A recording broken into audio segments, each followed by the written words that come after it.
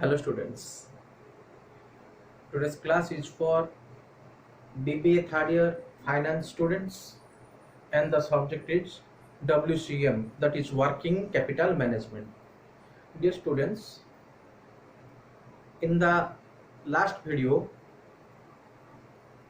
we had completed the first problem on estimation of working capital requirement. We have completed that with solution.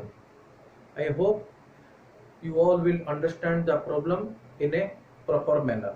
So in this video we will solve another problem of estimation of working capital requirement. Just note down the question.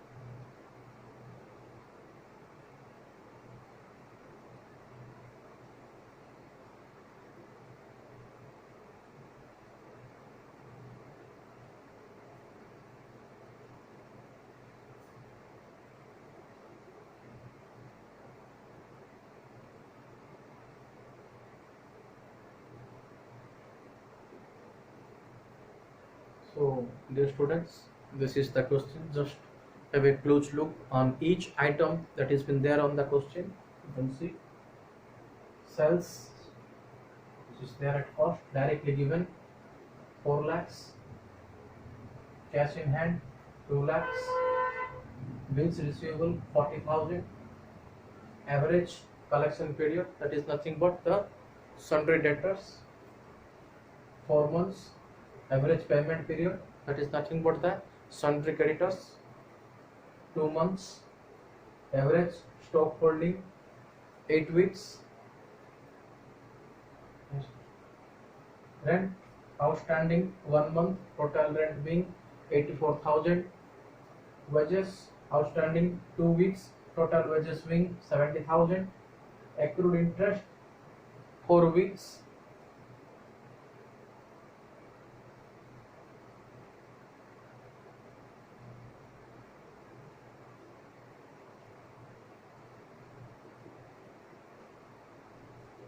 accrued interest being 40,000, bank overdraft also amounts to 40,000, allow 10% as contingencies. So this is the question which is given to us, and accordingly we will find out the net working capital requirement.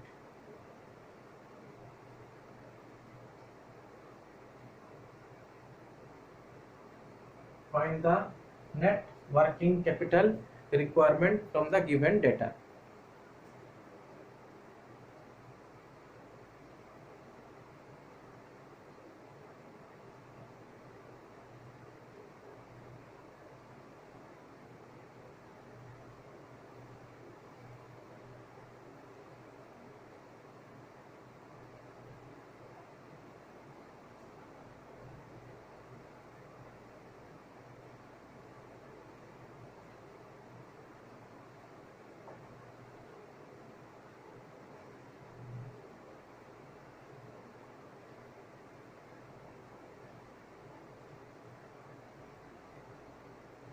Now we will calculate the net working capital requirement. Dear students, for calculating the net working capital requirement, first thing we need to calculate, or we need to identify the current assets and current liabilities, because only when we are able to find out the current assets as well as the current liabilities, then only we can calculate the working capital, because working capital is equals to current assets minus current liabilities. So we need to find out the current assets from the given question. If you have a close look on the question, there are certain items which will fall under the current assets. What are those items?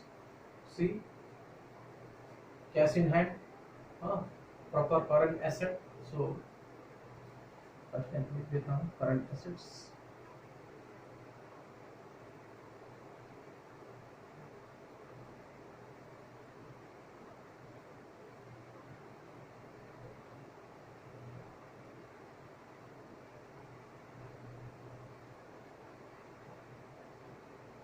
Cash in hand,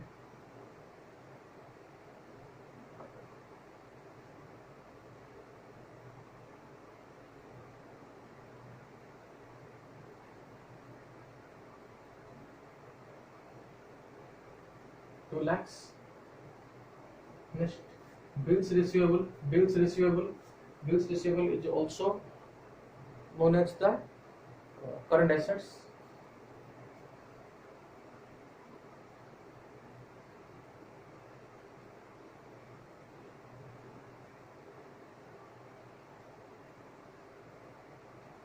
$40,000. Next item is average collection period, that is sundry debtors.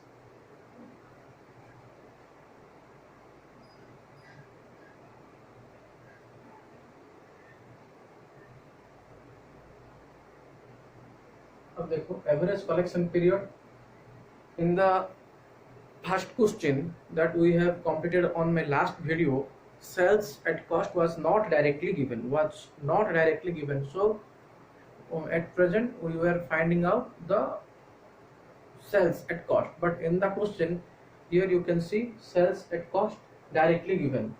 You can see also sales at cost directly has been given as 4 lakhs. So 4 lakhs is the sales at a cost. So we no need to required to find out anymore the sales at cost. Directly we can calculate the amount of sundry debtors and amount of sundry creditors accordingly with the amount of sales at cost. So 4 lakhs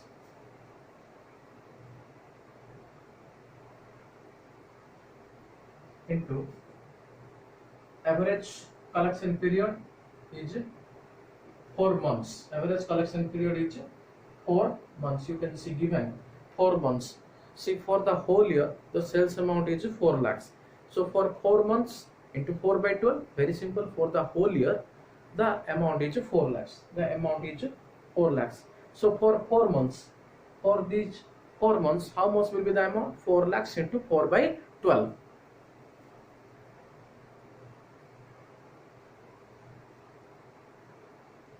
So this will be 4 lakhs into 4 by 12, so 1 by 3.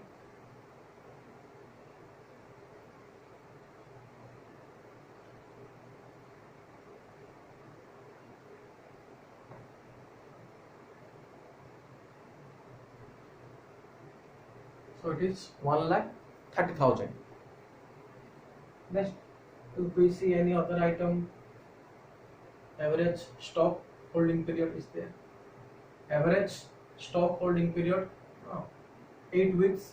It is nothing but the stock or inventory, dear students, as you all know, will fall under the current assets, because stock or inventory always will fall under the current assets category. So that item we will also take.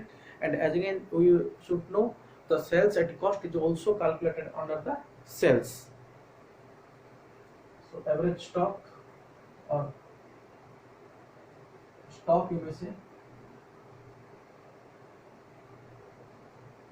again 4 lakhs into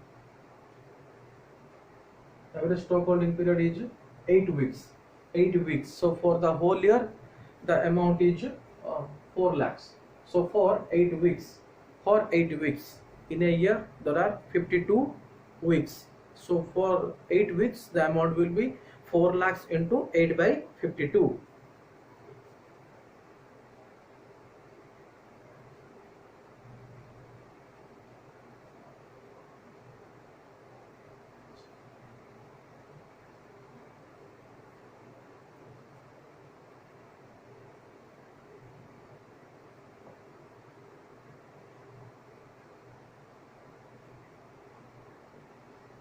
The amount comes to 90,000. Next, rent outstanding, wages outstanding, accrued interest. Accrued interest 4 weeks, 40,000. Accrued interest, dear students, accrued interest will also fall under the current assets. What does accrued interest means? Accrued interest is nothing but accrued income, which will fall under the current assets. Why? Because accrued income means income earned but not yet received. At the end of the year, since we are doing the business, so at the end of the year there are certain incomes which may accrue. It means we already been accrued or we already earned that, but might not have been received yet. Such amount is called as accrued interest. For example, see, all of you are having some kind of, you should say, bank accounts, like you, like me, any other person is having the bank accounts. Now bank generally credits the interest part twice in a year. Some banks follow specific different rules, but generally speaking banks generally credit the interest amount twice in a year, at the 30th June and at the 31st December, twice in a year at a interval of 6 months. So at the 31st December, suppose the bank interest credited amounts to rupees 2,500 according to our total savings or according to our total deposits. Suppose the interest part amounts to 2,400 at 31st December. It is not always necessary that on 1st January we will withdraw that amount 2,400 from the bank. We may ignore about the fact also, because sometimes the bank sends us the message, sometimes not. So when we are making a transaction after 15 days or after 20 days, or when we checking our mini statement, then only we came to know that yes, the interest part, that is 2400, was actually credited at 31st December. So that 2400 is an income for us or is an income for the savings bank holder. So that interest is nothing but called as accrued interest. Accrued interest, it means interest or income earned but might not have been yet received or not received yet. So that part will fall under the accrued income or accrued interest part. Since it is income, definitely it will fall under the current assets category. So we will calculate according to the exact portion for our calculation, because total amount is total interest is amounts to 40,000 as given on the question, and it has been due for 4 weeks. It has been due for 4 weeks, so we will consider only those part which was due. So 4 weeks. So again, 40,000 for the whole year. So only 4 weeks it was due. So 40,000 into 4 by 52.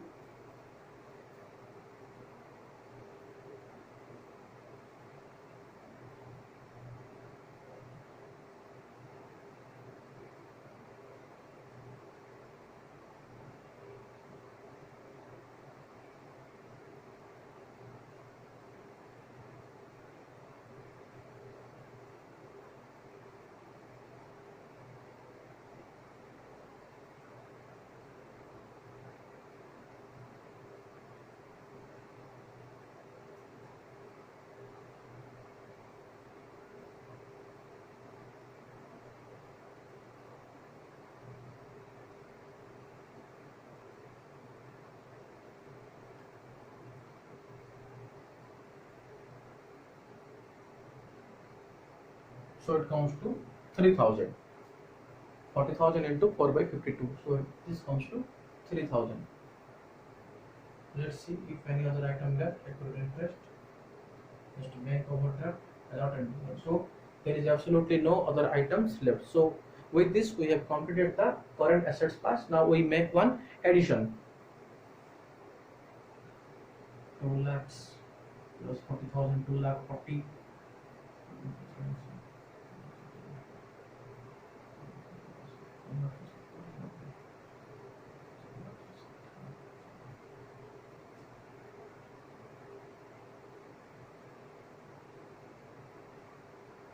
So this comes to 4,63,000. That is the amount of total current assets.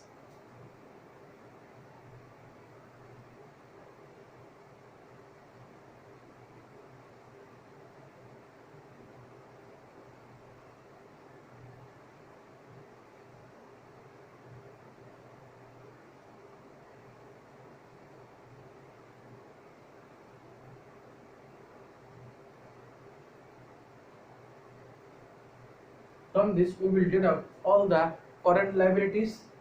Again, current liabilities, average payment period is there. Average payment period 2 months. It means the sundry creditors.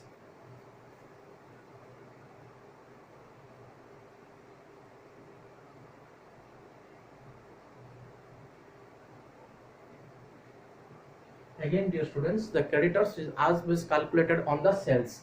Sales being 4 lakhs directly given, because on the first item you can see sales at cost amounts to rupees 4 lakhs. Sales at cost amounts to rupees 4 lakhs. So the amount of sundry creditors will again be calculated on the sales. How much is the amount? Average payment period 2 months. So accordingly the amount will be 4 lakhs into 2 by 12.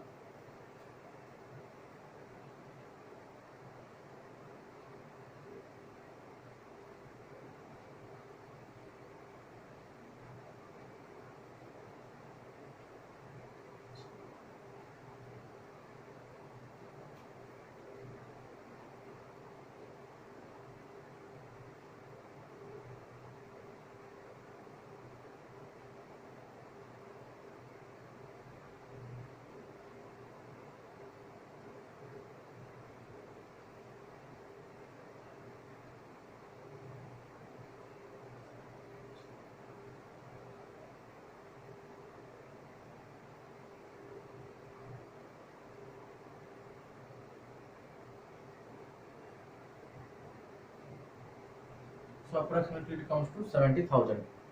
Next, next item we will see average payment period, average stock holding, rent outstanding. Rent outstanding for 1 month, total being 84,000. So rent outstanding is also fall under the current liability, because outstanding rent means we have already um, incurred the expenses but might not have been paid yet. Once again repeating, outstanding expenses means those expenses which are already been incurred. The organization already incurred such expenses but might not have been yet paid such expenses. So such expenses will fall under the current liabilities category.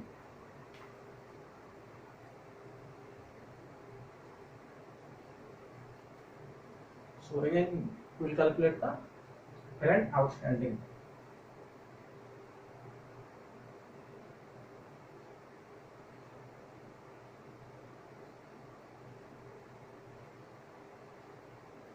$84,000. So the total rent amount amounts to 84,000. Total rent amounts to 84,000, but actually the outstanding rent is for 1 month. It means only for 1 month the organization is not able to pay the rent amount, or the rent is outstanding for only 1 month. So 84,000 into 1 by 12. That equals to 7,000. Next, see any other item. Wages outstanding 2 weeks, 70,000. Similarly, wages outstanding, again outstanding expenses, it means expenses incurred but might not have been paid yet.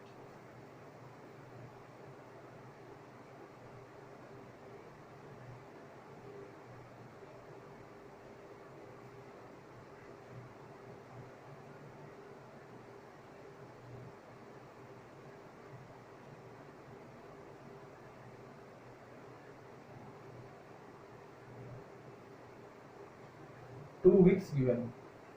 2 weeks given. So into 2 by 52. Dear students, one thing you should remember, in the first problem only there was weeks, but here somewhere it is for months, somewhere it is weeks. You can see rent outstanding 1 month, but wages outstanding 2 weeks. So 1 month, here it is 2 weeks. So somewhere it is month, somewhere it is weeks. As per the question we have to calculate. If the question is in month, then divided by 12. If the question is in weeks, then divided by 52. So since it is 2 weeks, so 70,000 into 2 by 52.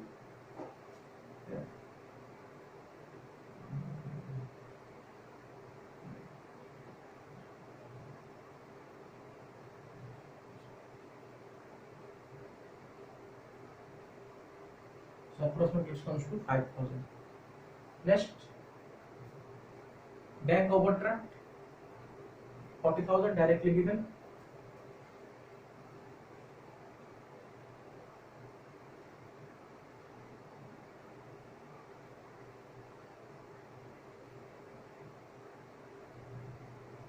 Bank overdraft 40,000, and we have not left any other item. Now we will deduct the amount.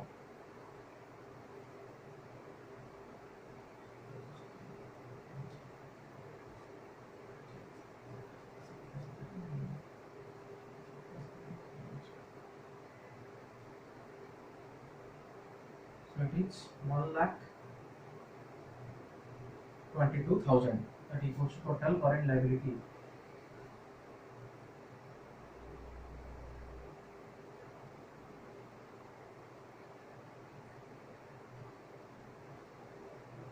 Next,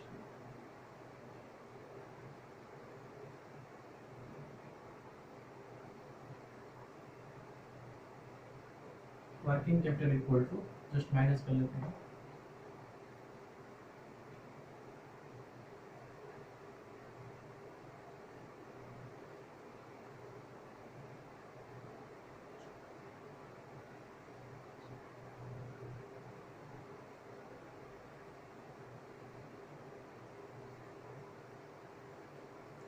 So total current assets 4,63,000.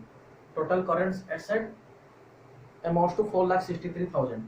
Total current liabilities amounts to 1,22,000. So working capital equals to 4,63,000 minus 1,22,000.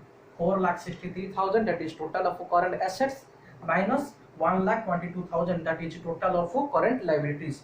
So the answer is 3,41,000. But it is only working capital. But in the question it has been also given to us allow 10% as a contingencies. Dear students, in the last video I was already told you contingencies are nothing but the provisions or the safety funds which the organization may use during the stage of any emergency. So it has been kept as a reserve. So we will generally add the amount on the working capital to find out the net working capital requirement. So add 3,41,000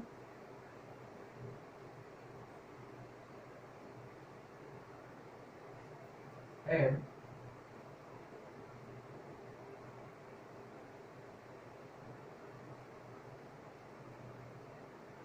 that comes to 34,100.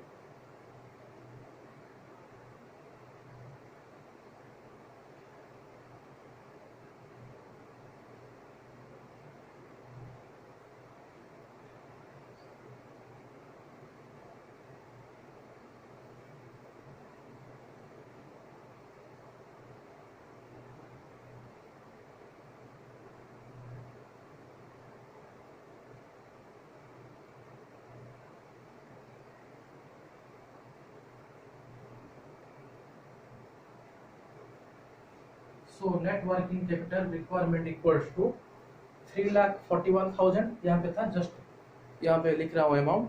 So 3,41,000 is the amount of working capital. We will generally add the 10% contingencies. So that comes to 10% of 3,41,000. 10% of 3,41,000 comes to 34,100. If we add the amount, then the final figure is 3,75,000, which is the net working capital requirement. So the final answer is 3,75,000 is the net working capital of the company. So this is a full-fledged question. If we compare the last problem with today's problem, here at first the sales directly given as well as certain additional particulars or additional items is also there. So sales at cost directly given, we are depending upon the sales at cost for finding out the sundry debtors, the amount of sundry creditors, the amount of stock. With these all things are calculated on the sales at cost. So dear students, the first thing for solving the problem is you need to identify the items which will fall under the current assets, as well as you need to find out the items which will fall under the current liabilities. These current assets and current liabilities is highly essential for solving the problem. Unless otherwise you don't able to make a proper distinction which items will fall under current assets and which items will fall under current liabilities, you will be completely unable to solve the problem. So the first trick, you need to identify the current assets and current liabilities. I have already given you detailed notes as elements or components or constituents of current assets and current liabilities. Just go through the notes in a detailed manner. It means earlier notes where current assets or current liabilities has been in detail given to you. Just go through the note very carefully and recognize or try to identify the items which will fall under the current assets and the items which will fall under the current liabilities. Then only the solution part can be made possible.